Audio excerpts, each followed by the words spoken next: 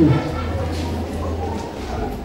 Bwana apewe sifa. Amen. Mungu wetu ni mwema. Hebu tufurahie siku ya leo kwa kuwa yeye amekuwa nasi, ametuongoza wiki hiyo yote, yuko pamoja nasi hata siku ya leo, na yeye ndiye mponyaji wetu. Bwana apewe sifa. Hakika hakuna jambo Mungu hajui ama haelewi kutuhusu kila mmoja wetu na maisha yetu. Kwa hivyo tumfurahie kila wakati, tukijua kwamba tuko mahali inapostahili. Bwana asifiwe. Asubuhi ya leo, ndugu na dada, hebu tuingie katika kitabu cha Hesabu 4.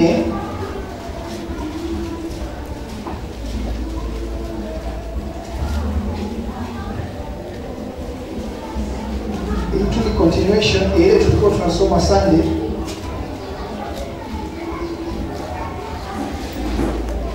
Bado Bwana akinena na Mungu, Bwana akinena na Musa na akimuelezea vile watajipanga ama vile watapanga Walawi wakati watakuwa wakihamisha hema ya kukutania. Bwana apewe sifa. Hebu tusomee hapo 1-4.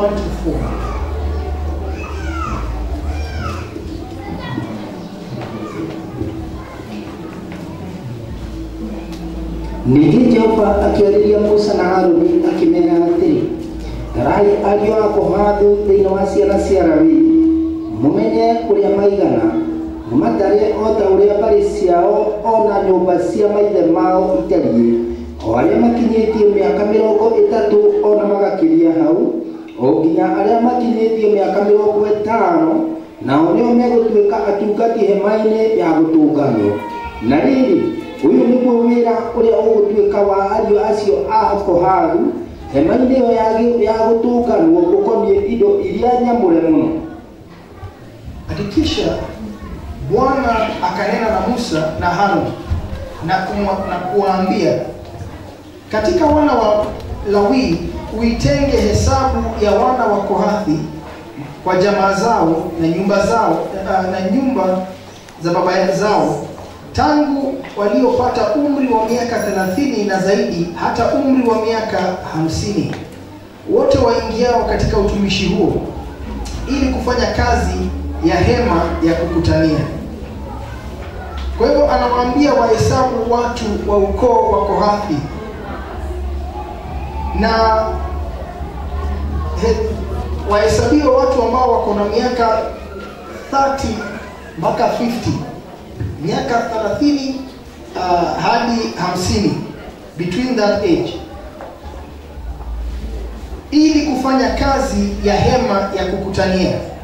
Huu ndio utumishi wa wana wa Kohathi katika hema ya kukutania, katika vile vyombo vitakatifu sana. Kwa hivyo wahesabiwe watu wa Kohathi na kazi yao itakuwa ndani ya hema, kufanya kazi katika zile vitu ambavyo ni vitakatifu sana. Bwana apewe sifa.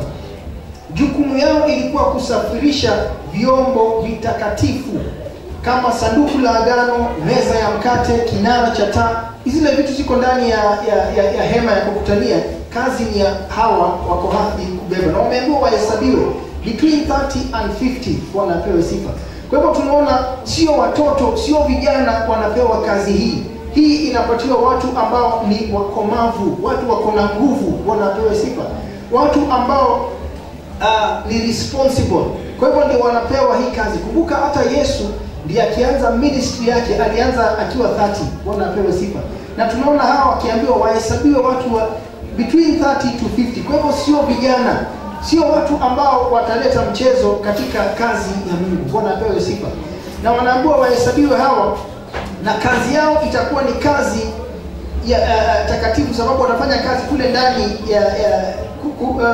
kubeba vyombo vitakatifu. Na vyombo hivi kumbuka ni sanduku la agano, kuna meza ya mkate, kuna kinara, kuna zile vitu ziko kule ndani zinatumika katika huduma. Bwana apewe sifa. Na hiyo ndio kazi ya hawa wa Kohathi. Hebu endelea. Hĩndĩ ĩrĩa hema ĩgwakurwo, andũ mathiĩ, Harũni arĩtonyaga hema thĩinĩ marĩ na ariũ ake, marute gĩtama gĩa kũhakania kĩrĩa kĩrĩ mbere ya gĩikaro kĩu, mahumbĩre ithandũkũ rĩa ũira nakĩo. Ningĩ igũrũ rĩakĩo maigĩrĩre gĩthii kĩa njũa cia pombo, na macoke mare igũrũ rĩacio taama wa rangi wa bururu mũtheri. thutha wa uguo matonio miti iria miraga yario handu hayo ona iguru ria metha ya migate iria igagwo mbere ya Jehova mareta mawarangi wa bururu. Bwana asifiwe. Kwa hivyo wakaambiwa hapo watakapo ngoa safari, Aaron ataingia ndani na wanawake, nao watalishusha pazia la sitara la kuifunika sanduku la ushahidi kwa hilo pazia. Kisha atatia juu yake ngozi ya kondoo za kulifunika na kutandika juu yake nguo ya rangi ya samawi tupu. Kisha watatia hiyo miti yake. Wanapewa sifa. Sasa wakati Aaron sasa wanaambiwa vile watafanya wakati hema inasonga, wakati sasa ni safari inaanza, wakitaka kuhamisha kambi itoke hapa iende mahali pengine, wataenda vipi? Kumbuka vitu hivi viko ndani ya tent, ni takatifu sana, watu hawafai hata kuviguza. Wanapewa sifa. Na sasa Mungu anawaambia vile hiyo safari itakuwa, vile watafanya kazi. Na wameambiwa wakiingia ndani Aaron, kumbuka wakati tulikuwa tukiangalia vile hiyo tent iko, tuliona kwamba hapa pako na pazia. Hapa ndio mtu anaingilia from here. Mtu akiingia hapa ndani, ukiwa ndani upande huu, kumbuka kulikuwa na meza ile ilikuwa na mikate. Upande huu kulikuwa na ile kinara cha taa. Bwana asifiwe.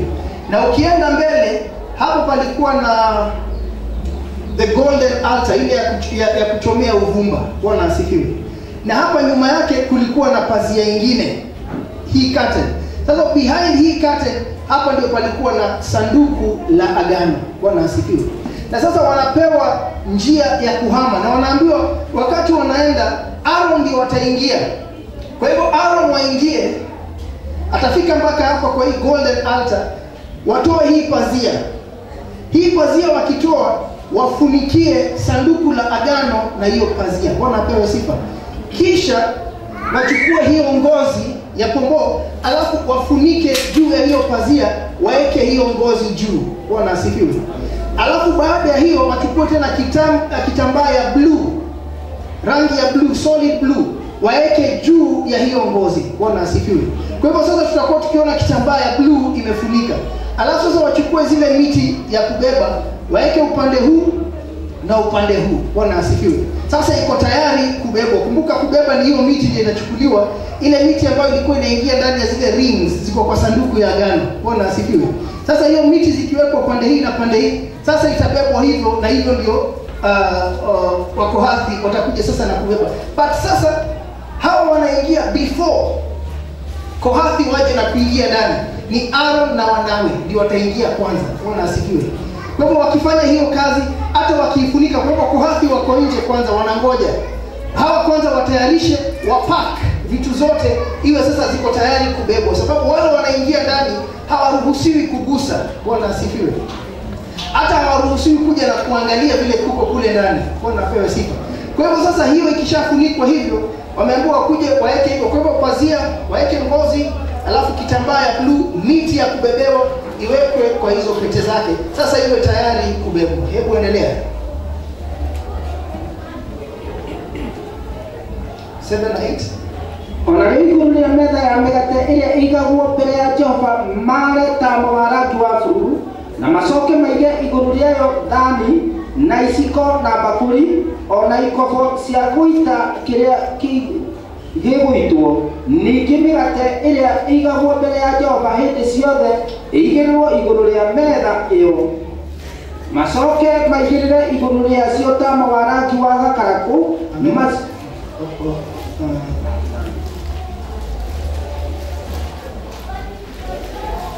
Hapo 7 na 9 tunaona 7 mpaka 8. Tena juu ya meza ya mikate ya onyesho watatandika nguo ya rangi ya samawi, yaani rangi ya blue, na kuweka juu yake sahani na miko na mabakuli, vikombe vya kumimina, na hiyo mikate ya daima itakuwa juu yake. Nao watatandika juu yake nguo ya rangi nyekundu na kuifunika kwa ngozi ya pombo za kufunika, na kutia ile miti yake. Bwana apewe sifa. Kwa hivyo sasa nao sasa sanduku imetengenezwa, sasa iko tayari kusafirishwa. Sasa hii meza ya mkate, nayo meza yenyewe ifunikwe na kitambaa ya blue. Juu yake hiyo kitambaa sasa waekelee tena hizi miko, sahani na hivyo vifaa vyote. Bwana apewe sifa. Alafu juu ya hiyo watafunika tena na kitambaa nyekundu. Bwana asifiwe. Tunaambiwa kwamba na watatandika juu yake nguo ya rangi nyekundu na kufunika na ngozi ya pomboo. Kwa hivyo sasa juu ya hiyo kitambaa nyekundu tena waweke ngozi ya pomboo juu. Bwana apewe sifa. Sasa alafu tena ichukuliwe miti yake iwekwe kwa ile meza. Kumbuka vile tuliona meza yenyewe pia ilikuwa na rings kando, ilikuwa na pete zake kando, mahali utaweka mti. Sasa hii mti ndio itumiwe kubeba. Bwana apewe sifa. Kwa hivyo sasa meza nayo imekuwa packed. Sasa ukiangalia from outside wewe utaona ngozi imefunika juu. Sanduku ya agano wewe utaona ikiwa kitambaa ya blue imefunika na miti zimetokea. Bwana asifiwe. Hii nyingine nayo itakuwa ni ngozi iko juu na miti zimetokea. Sasa Kohath bado wanangoja, sasa ndio wakiitwa waingie, waje wachukue, wabebe, waanze safari. Bwana apewe sifa. Alafu tena tuendelee. Nikimwa tamawara jua furu mahumbire muti wa kuigirwo matawa maria mamurikaga na matawa maguo na mwihato waguo na thani cia murari wa ndambi ciaguo ona indo ciaguo ciothe iria ciekagirwo maguta o iria marutaga wira waguo nacio. Amen. Kisha watatoa nguo ya rangi ya samawi, kwa hivyo rangi ya blue, na kukifunika kinara cha taa ya nuru na taa zake na makasi yake na sahani zake na kutilia makaa na vyombo vyake vyote vya mafuta watumiavyo kwa kazi yake. Nao watatia na vyombo vyake vyote ndani ya ngozi ya pomboo na kukitia juu ya miti ya kuchukulia. Bwana asifiwe. Kwa hivyo watafunika hii kinara ya taa, watafunika tena na kitambaa cha blue, na tunaona pia na taa zake, makasi zake, sinia zake, vyombo vyote vinavyotumiwa kwa kuweka mafuta yote. Na hiyo kundi lote ya vitu hivyo vitafunikwa na ngozi ya pomboo. Bwana apewe sifa. Hiyo kundi yote itafunikwa na ngozi ya pomboo, na kifungu hicho chote kitawekwa juu ya miti. Itabebwa sasa na miti, kutakuwa na frame ya kuzibeba. Bwana apewe sifa. Kwa hivyo kuna miti ya kubeba pia hiyo kinara. Bwana asifiwe. Na hiyo sasa iko tayari. Sasa tunaona already kumekuwa set. Sanduku imetengenezwa, meza imetengenezwa, kinara imetengenezwa. Bwana asifiwe. Haya, tuendelee.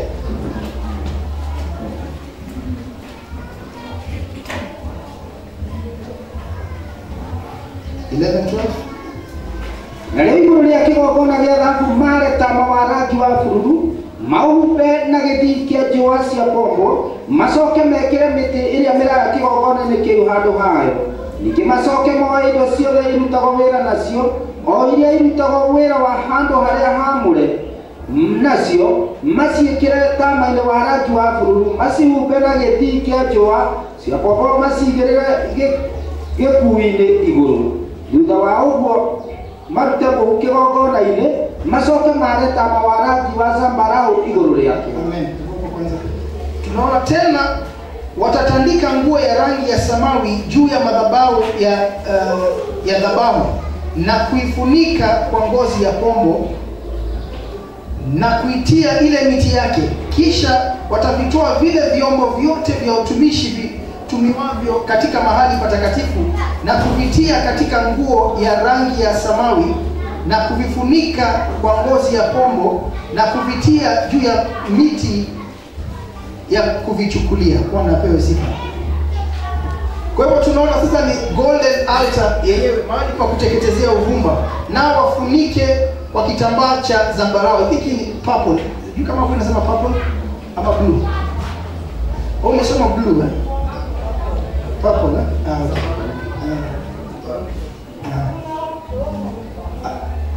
Kwa hivyo watafunika na kitambaa cha zambarau purple. Alafu tutakuwa tena na ngozi juu yake, alafu iwekwe miti ya kubeba, na vyombo vilivyobaki vitawekwa kwa kitambaa cha blue, alafu vifunikwe na ngozi ya pomboo, na miti tena itatumia ya kubeba. Bwana apewe sifa.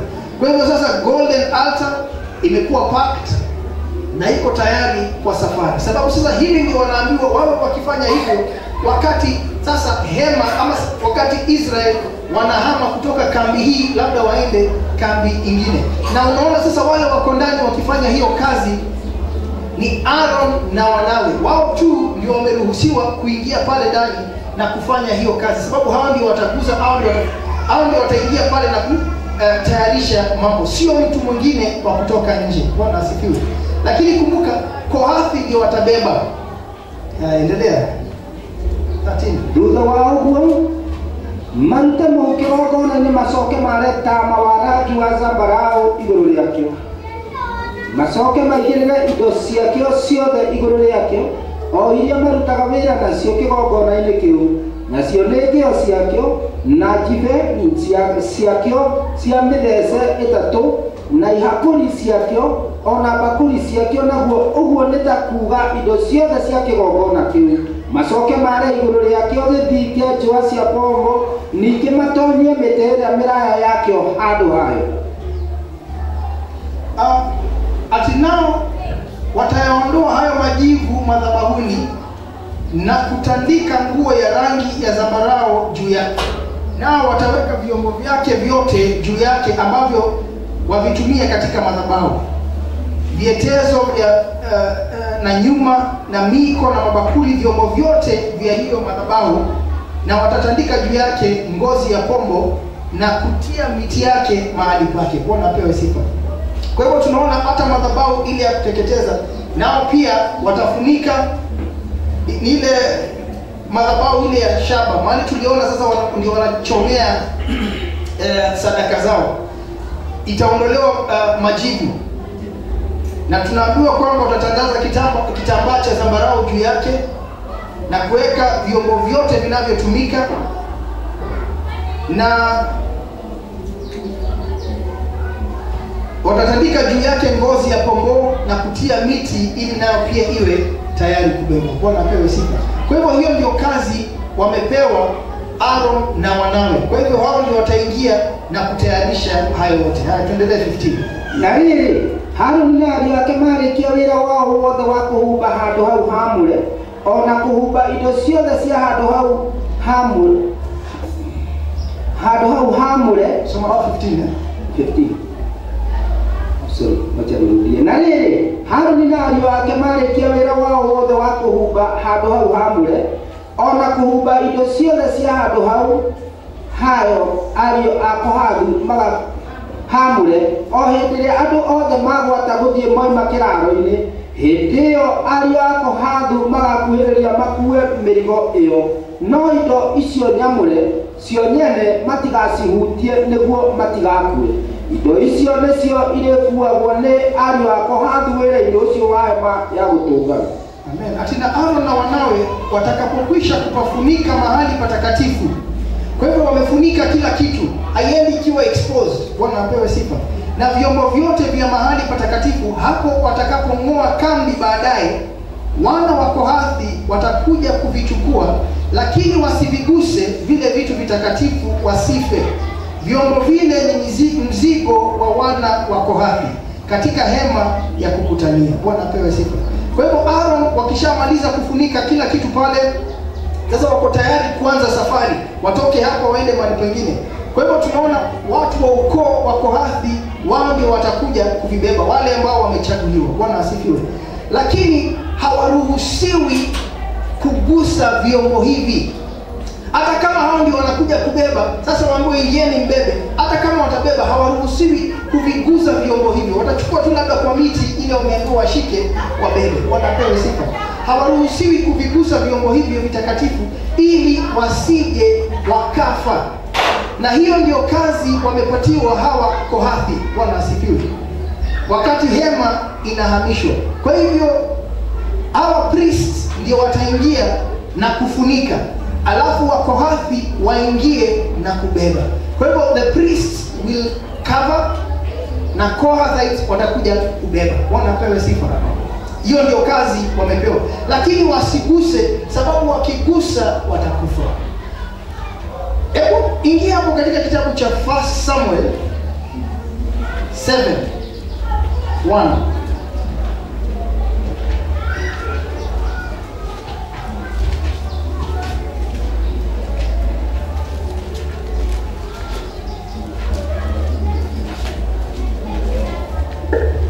Soma tu hapo 1 Samuel 1.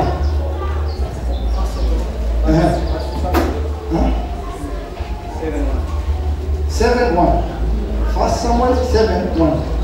Nao andũ a Kiriathu Jeriamu magĩthiĩ magĩkĩra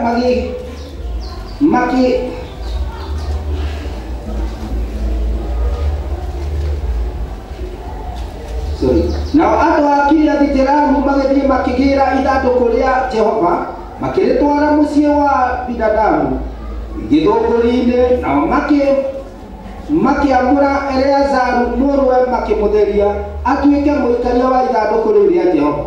Tunaona watu wa Kiriath-Yearimu wakaja wakalichukua sanduku la Bwana wakalileta ndani ya nyumba ya Abinadabu huko kilimani, nao wakamtenga Eleazari mwanawe ili alilinde sanduku la Bwana. Kwa hivyo tunaona sanduku la Bwana lilikuwa kwa nyumba ya Abinadabu. Bwana apewe sifa. Na likakaa huko kwa muda.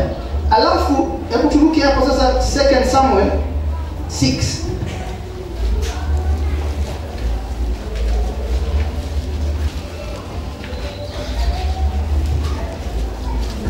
2 Samuel 6, tusomee hapo from 1 mpaka 7. Ningĩ Daudi agĩcokereria njamba ciothe iria thuure cia Isiraeli hamwe, nacio ciarĩ 30,000. 2 Samuel 6, Yes, 6 from 1. 2 Samuel 6:1 from 1. Ningĩ Daudi agĩcokereria njamba ciothe iria thuure cia Isiraeli hamwe, nacio ciarĩ 30,000. Agĩgĩũkĩra agĩthiĩ na andũ acio othe marĩ hamwe nake, makiuma mbara Juda, makambatie ithandũkũ rĩa Ngai marĩrute kuo, o rĩu rĩtanĩtio na rĩtwa rĩake. Naguo nĩ ta kuuga rĩtwa rĩa Jehova mũnene wa ita, we ũrĩa ũikaraga gatagatĩ-inĩ ka makerubi. Narĩo ithandũkũ rĩu rĩa Ngai makĩrĩigĩrĩra igũrũ rĩa ngari njerũ, makĩrĩruta nyũmba ya Abinadabu ĩrĩa yarĩ hau kĩrĩma igũrũ. Nao Uza na Ahio ariũ a Abinadabu nĩo matuĩkire atwari a ngari ĩyo njerũ, magĩkĩmĩruta kũu mũciĩ wa Abinadabu kĩrĩma-inĩ kĩu ĩna ithandũkũ rĩa Ngai igũrũ rĩayo. Nake Ahio agĩthiĩ mbere ya ithandũkũ rĩu. Nake Daudi ona andũ othe a nyũmba ya Isiraeli magĩkĩinĩra mbere ya Jehova makĩhũraga inanda cia mĩthemba mĩingĩ, o iria ithondeketwo na mĩtĩ ya mĩthengera, na inanda cia mũgeeto iria nene, na inanda cia kĩnumbi, na tũhembe na njingiri, na thani iria ihũrithanagio ikagamba. Nao makinya kĩhihĩro-inĩ kĩrĩa kĩa ngano kĩa Nakoni-rĩ, Uza agĩtambũrũkĩria ithandũkũ rĩu rĩa Ngai guoko, akĩrĩnyita nĩ ũndũ ndegwa nĩciahĩngĩtwo. Nake Jehova agĩgĩcinwo nĩ marakara nĩ ũndũ wa Uza. Ngai akĩmũhũrĩra oro hau nĩ ũndũ wa ihĩtia rĩu rĩake, agĩgĩkuĩra o hau ithandũkũ-inĩ rĩu rĩa Ngai. Bwana apewe sifa. Tunaona sasa Daudi walienda sasa kuchukua hiyo sanduku wairudishe, na akaenda pamoja na watu 30,000. Akaondoka Daudi akaenda pamoja na watu wote waliokaa naye, waliokuwa naye mpaka Baal la Yuda, ili kupandisha kutoka huko sanduku la Mungu lililoitwa kwa jina, naam, jina la Bwana wa majeshi, akae juu ya makerubi. Wakaliweka sanduku la Mungu juu ya gari jipya, wakalitoa katika nyumba la Abinadabu iliyoko kilimani, na Uza na Ahio wana wa Abinadabu wakaliendesha lile gari jipya. Sasa wamebeba sanduku la agano kwa gari jipya. Uza na Ahio watoto wa Abinadabu wao ndio wanaendesha hiyo gari. hiyo sanduku ya agano ilikuwa kwa nyumba ya baba yao. Bwana apewe sifa. Na ilikuwa imetunzwa kule hiyo muda yote. Na sasa ni kurudisha, wameiweka kwa gari, wamebeba, ni kupeleka, wanapeleka. Wakalitoa katika nyumba ya Abinadabu iliyoko kilimani pamoja na sanduku la Bwana, na huyo Ahio akatangulia mbele ya sanduku. Daudi na nyumba yote ya Israeli wakacheza mbele za Bwana kwa nguvu zao zote, kwa nyimbo na kwa vinubi na kwa vinanda na kwa matari na kwa kayamo na kwa matoazi. Hata walipofika kwa uga wa Nakoni, Uza akalinyoshea mkono sanduku la Mungu, akalikamata, kwa maana wale ng'ombe walikung'ua. Bwana apewe sifa. They stumbled, naye akanyosha mkono wake Uza, akagusa sanduku la agano. Bwana apewe sifa. Kwa hivyo he was trying labda kuiokoa isianguke, but amegusa sanduku la agano. Ametenda jambo ambalo tunasikia Musa akiambiwa na Aaron, na anaambiwa warudie kwa Kohathi, waambie kwamba mtu asiguse sanduku la agano. Bwana apewe sifa.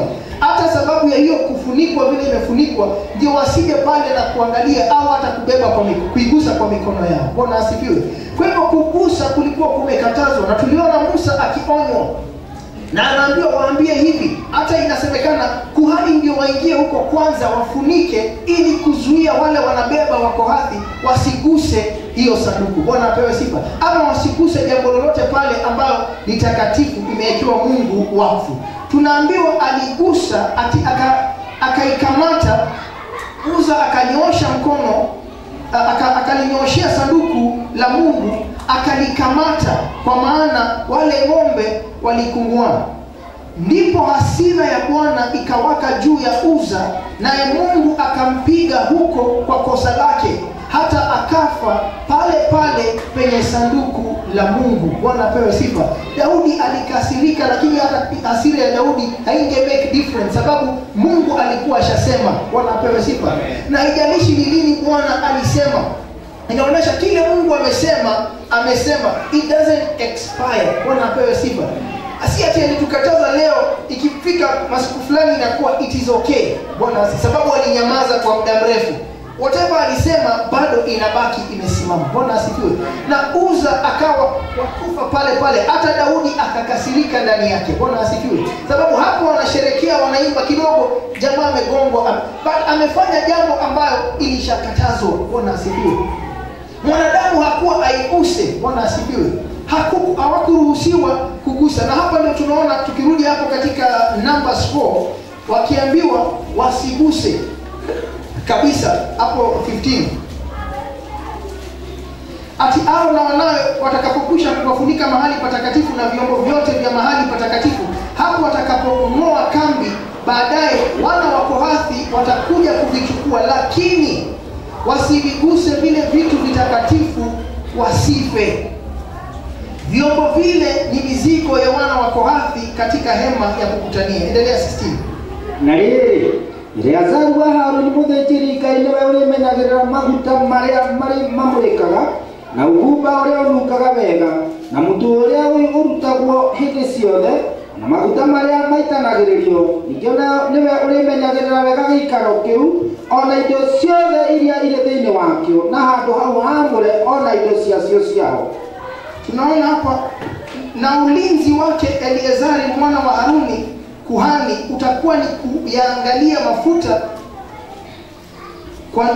kwa nuru na uvumba mzuri na sadaka ya unga ya daima na mafuta ya kupaka, tena ulinzi wa hiyo maskani yote na vitu vyote vilivyo ndani yake, mahali patakatifu na vyombo vyake. Kwa hivyo Eleazari, tena mtoto wa Aaron, anapewa nafasi kuu ya uongozi juu ya vitu vitakatifu, juu ya mafuta ya taa, ubani wa kunukia, tambiko za nafaka na kila nafaka za kila siku, mafuta ya kupaka ili kuweka wakfu, na kila kitu kilichowekwa wakfu katika hema. Bwana apewe sifa.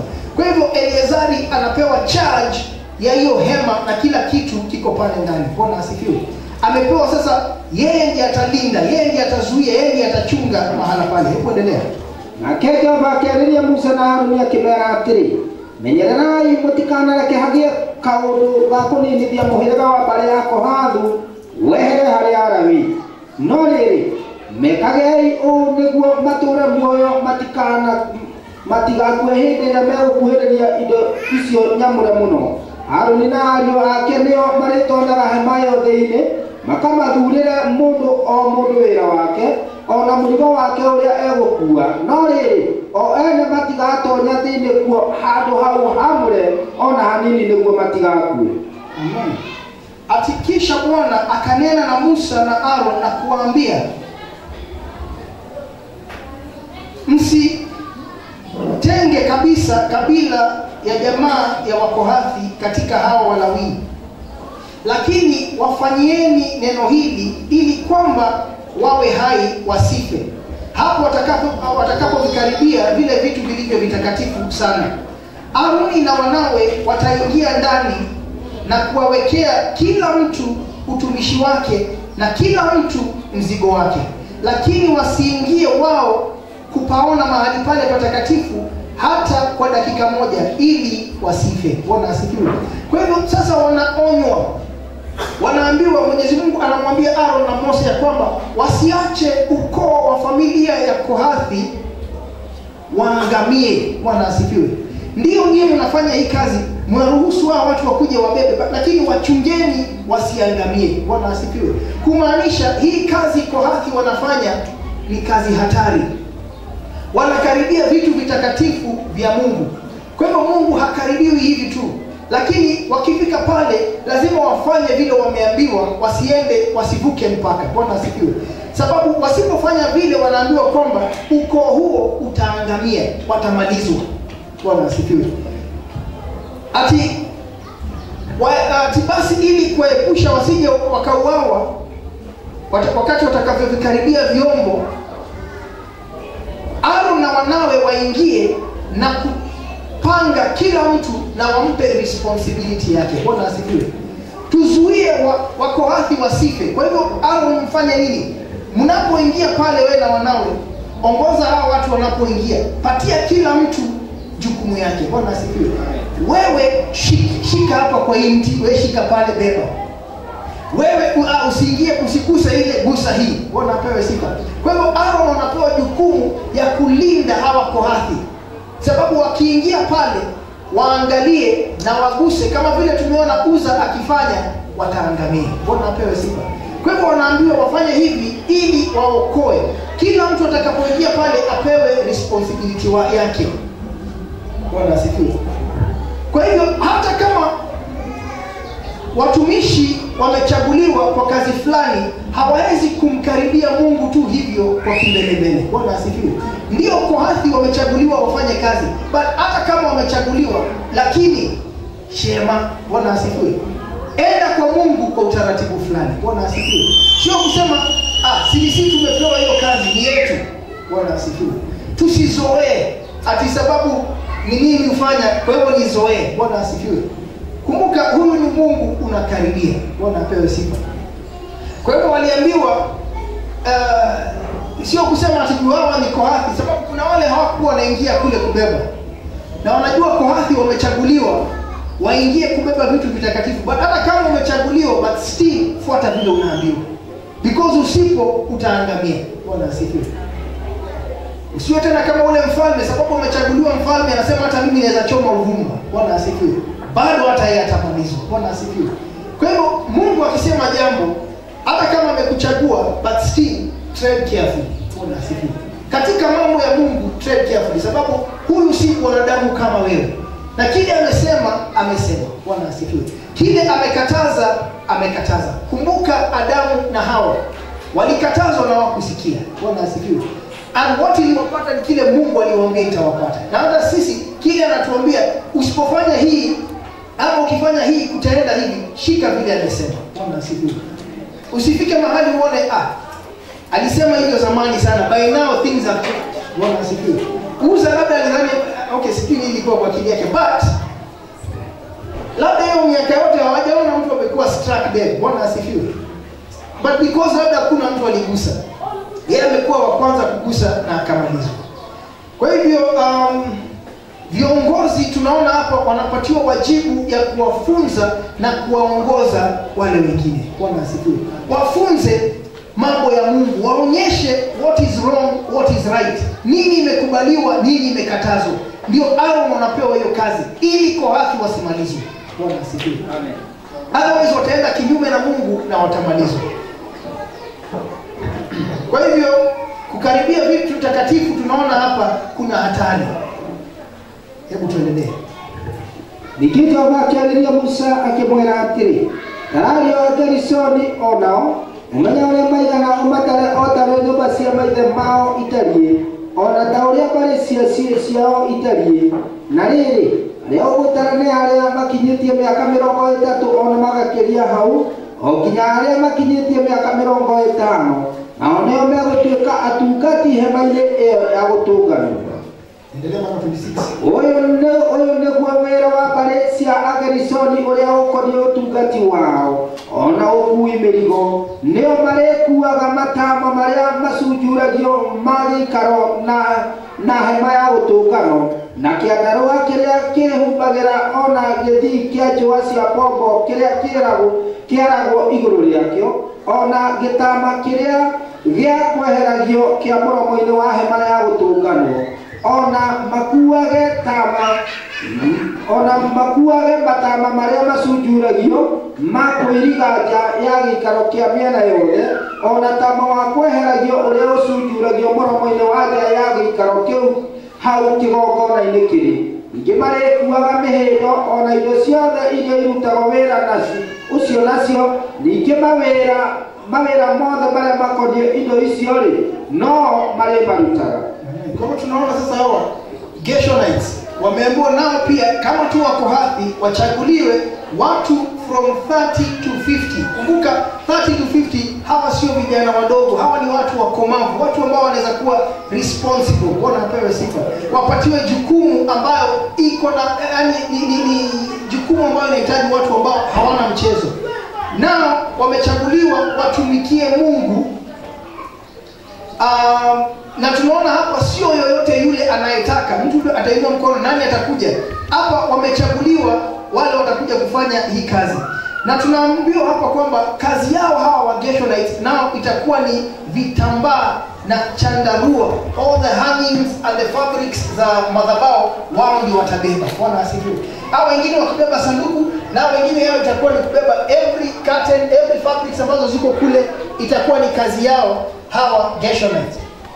Mapazia ya hema takatifu na hema la mkutano pamoja na kifuniko chake covering ni ya ngozi ya pomboo kilicho juu yake, pazia ya lango, pazia na kamba zake. Kwa hivyo watawajibika kikamilifu kwa usafirishaji wa hivi vitu, yani curtains na all the fabrics. Hiyo kazi imepatiwa Gershonites. Kwa napewe sifa. Kumbuka waligawanyishwa mara 3. Kuna Wakohathi, Gershonites na kuna Merari. Bwana asifiwe. Kwa hivyo tumeona Kohathi wakipewa yao kule ndani ya hema, Gershonites tunaona wakipewa kazi yao. Hebu tuendelee. Endelea from 26 27 to 28. Ona makuo thauci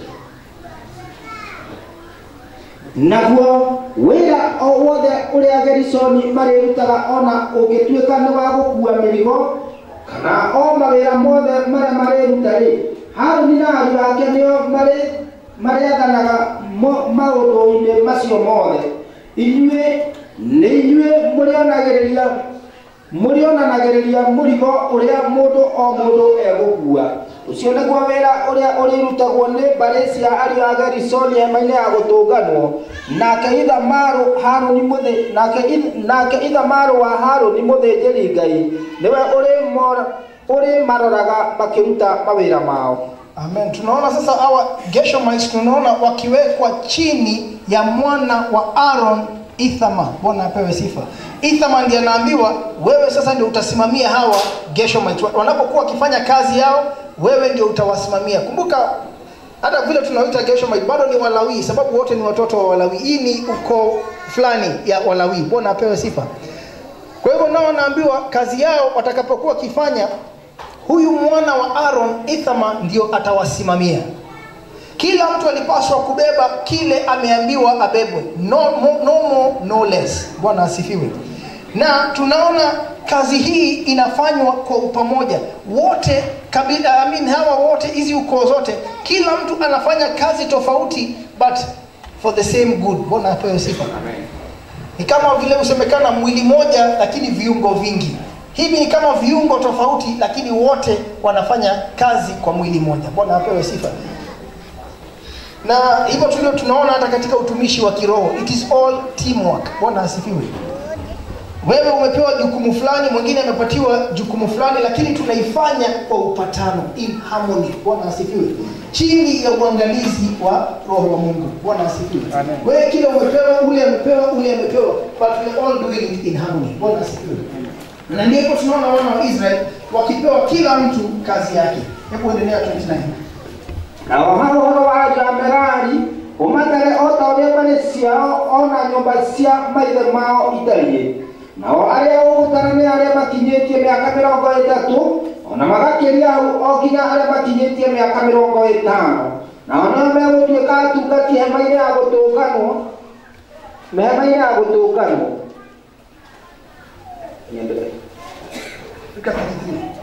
Naguo ũyũ nĩguo watho wa mĩrigo ĩrĩa andũ acio marĩkuaga wĩra-inĩ wothe ũrĩa marĩrutaga hema-inĩ ya gũtũnganwo.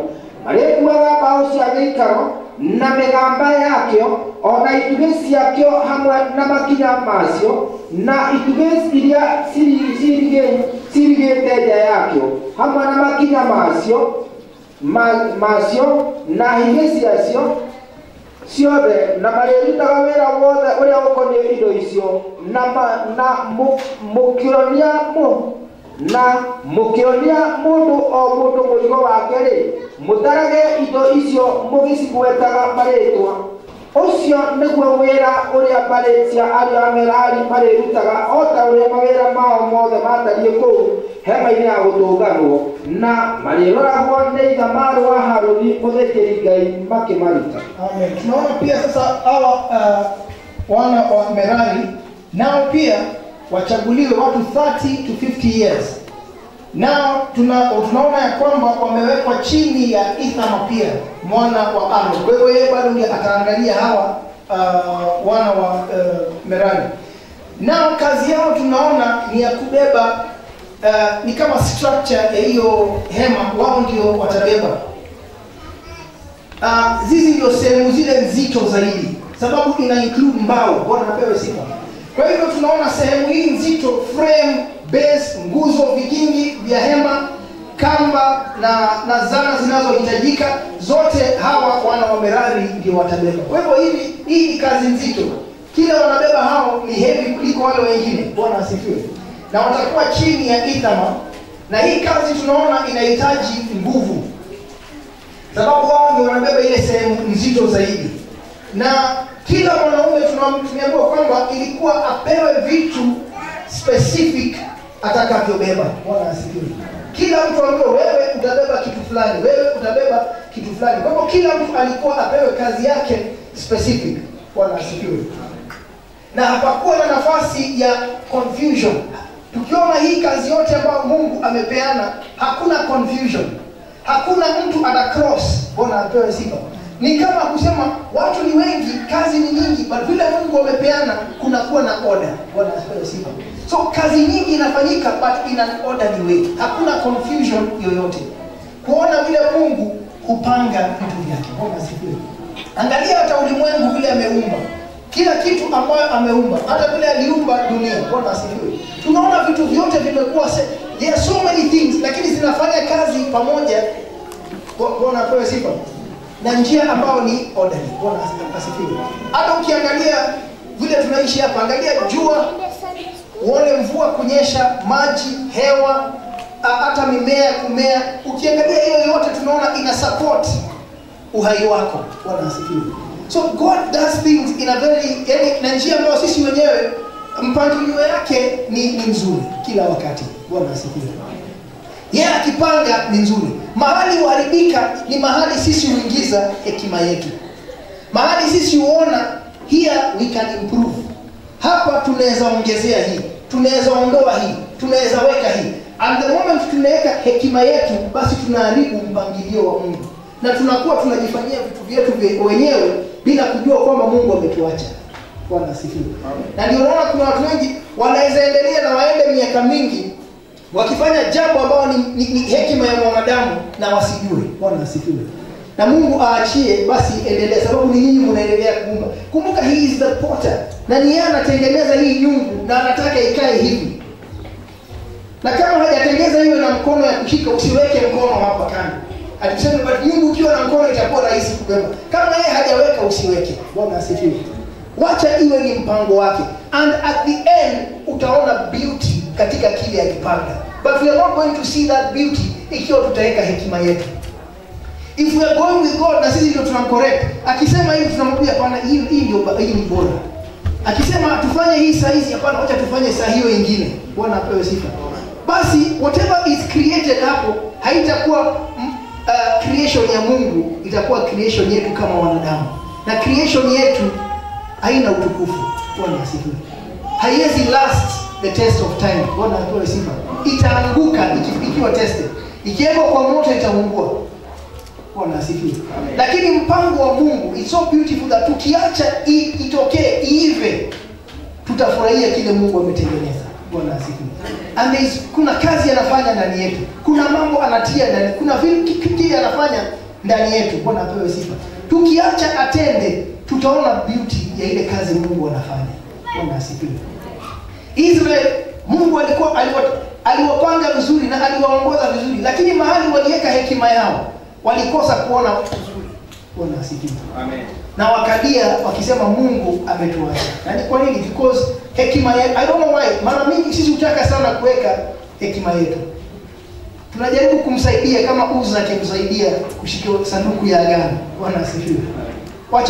Wacha Mungu atende aitwe Mungu. Bwana asifiwe. How beautiful it is tukikaa na tungoja na tuone kitu ya Mungu imefanyika na itokee mpaka mwisho. Bwana. Kile alianzisha, wacheni aendeleze na aimalize. He is the author and the finisher. Kile hiyo story yake wacha aimalize kulingana na mapenzi yake, sio yetu. Bwana asifiwe. Na hapo sisi sote tutakuwa kufurahia.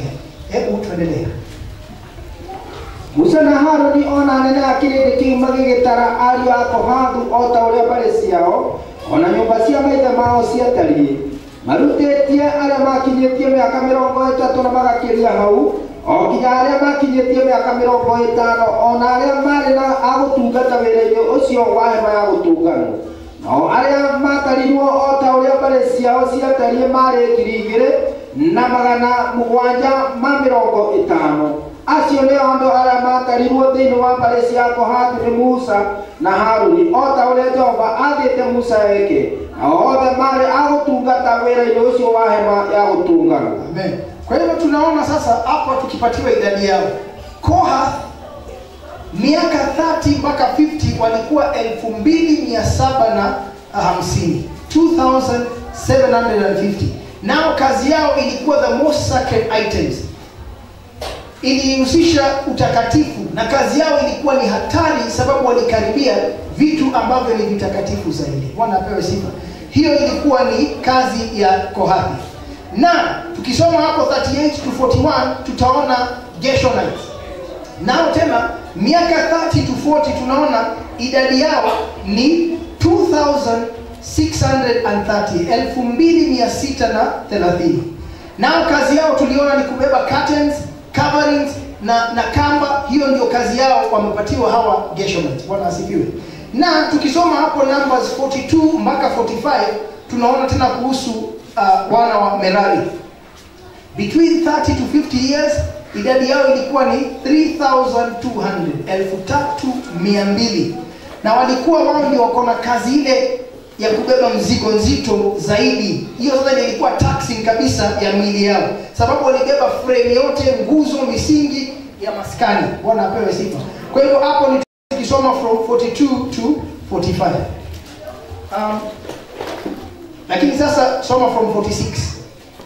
Nao acio othe matarirwo thĩinĩ wa Alawii arĩa Musa na Haruni ona atongoria a Isiraeli matarire o ta ũrĩa mbarĩ ciao ona nyũmba cia maithe mao ciatariĩ marutetie aria makinyetie miaka 30 ona magakiria hau o kinya aria makinyetie miaka 50 o aria mari agutungata mawira-ini macio ona gukuaga mirigo hema-ini ya gutunganwo acio othe matarirwo thiini wao ri mari 8,580 andu acio matarirwo ni Musa o ta uria Jehova amwathĩte mundu o mundu agetarwo o ta uria wira wake watariĩ ona ta uria murigo wake watariĩ ogwo niguo matarirwo o ta uria Jehova athĩte Musa gwĩkwo. Watu wote waliohesabiwa katika Walawi ambao Musa na Aaron na hao wakuu wa Israeli waliohesabu kwa jamaa zao na nyumba za baba zao, tangu waliopata umri wa miaka 30 na zaidi hata umri wa miaka 50, kila aliyeingia kufanya kazi ya utumishi na kazi ya kuchukua mizigo katika hema ya kukutania, hao waliohesabiwa kwao walikuwa 8,580. Kwa amri ya Bwana walihesabiwa kwa mkono wa Musa, na kila mtu kwa utumishi wake na kama mzigo wake ulivyokuwa, ndivyo walivyohesabiwa na yeye kama Bwana alivyomwagiza Musa. Bwana apewe sifa. Kwa hivyo tunaona kuna structure ambayo Mungu ametengeneza. Kuna responsibility ambayo Mungu amepea watu. Bwana asifiwe. Na hakuna mmoja wao tunaona akichagua ile kazi atapatiwa. Ni Mungu amewachagua yeye mwenyewe. Bwana asifiwe. Kwa hivyo jukumu la kila mmoja ilitoka kwa Mungu. Whether wewe ni wa Merari, kazi hiyo unafanya sio mtu alikuchagulia, ni wewe, Mungu amekupatia. Wewe Gershom ni Mungu amewapatia. Kohath ni Mungu amewapatia. Bwana apewe sifa. Kila mmoja ni Mungu amempatia hiyo kazi. Bwana asifiwe. Kwa hivyo kutii maagizo ya Mungu ni muhimu katika kila jambo. Every time umepewa maagizo fulani na Mungu, tii, fanya vile amesema. Tena kama vile Mungu amesema. Alafu tunapokuwa katika huduma sio ya kubahatisha. Sio fulani. Wacha iwe kulingana na yule ambaye ametugawia tutende. Bwana apewe sifa. Na utumishi wote ni mtakatifu. Whether umepewa kazi ya kuingia ndani ya hema na kuchukua zile vitu takatifu, ama wewe kazi yako iko nje ya hema kugonga zile peg, vigingi vya tent, hata kama hiyo ndio kazi yako, bado ni muhimu. Bwana apewe sifa. Kwa hivyo hakuna kusema hiyo ule alipewa kazi nzuri kunishinda. Yote ni takatifu sababu it is all for the glory of God. Bwana apewe sifa. Na Mungu huwapa watu uwezo. Kazi yote amekupatia, atakupatia the grace kuifanya. Kama wewe ndio mtabeba ile nzito, usianze kulia na kusema huyu migongo zetu zimekwisha sasa. Kama nyinyi wakubeba hizo mbao, beba. Atawapatia nguvu ya kufanya hiyo kazi. Atakupatia grace kwa kila kazi amekupatia. Sababu kumbuka ni yeye amechora. Ni yeye anajua hii nimechora hivi, nataka fulani asimamie hapa. Nataka fulani ashikilie hii. Nataka fulani afanye hivi. Bwana asifiwe. Whatever you think hauna atakupatia. Bwana asifiwe. Musa alipoitwa alidhania haezi ongea. Na Bwana akamwambia, who made the dam? Nani aliwatengeza hata wao ambao huwa hawaongei? Bwana asifiwe.